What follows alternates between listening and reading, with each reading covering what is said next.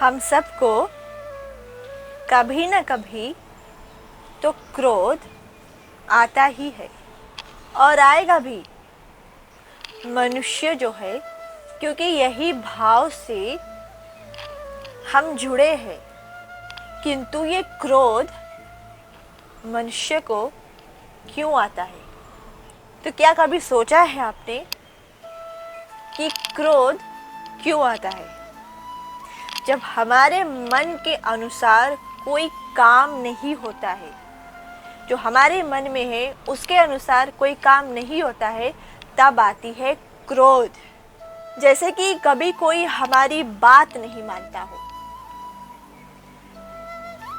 कई लोग बात नहीं सुनते हैं, जो हमारे मन में जो बात है वो नहीं सुनते हैं, जो हम चाहते हैं वो नहीं करते हैं। तो इसके अनुसार अगर कुछ होता नहीं है तो आती है क्रोध, गुस्सा लगता है।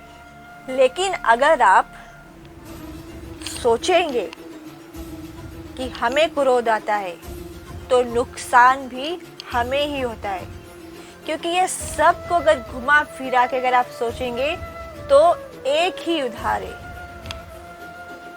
कि हम ही दुर्बल हैं, हम ही वीक है।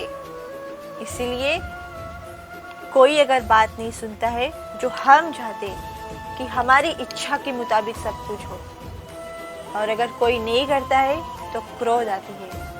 तो ये सब घुमा फिरा कर यही बात आती है कि दुर्बल है हम ही दुर्बल है, हम में ही किसी ना किसी तरह की दोष है। क्योंकि ये जो क्रोध है ये जन्म लेती है हमारी दुर्बलता से, और फिर यही क्रोध हमारे जीवन में हमारे लिए सबसे बड़ी दुर्बलता बन जाती है।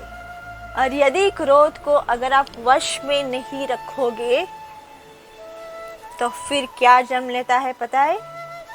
फिर भ्रम जन्म लेती है, और जब भ्रम जन्म लेने लगती है तो फिर ये दिमाग नहीं काम करेगा। और अगर हम अपने आप को वश में ना रखें तो नुकसान सिर्फ हमें ही होगा, क्योंकि क्रोध फिर इतना बढ़ जाएगा, सोचने और समझने की शक्ति ही समाप्त हो जाएगी।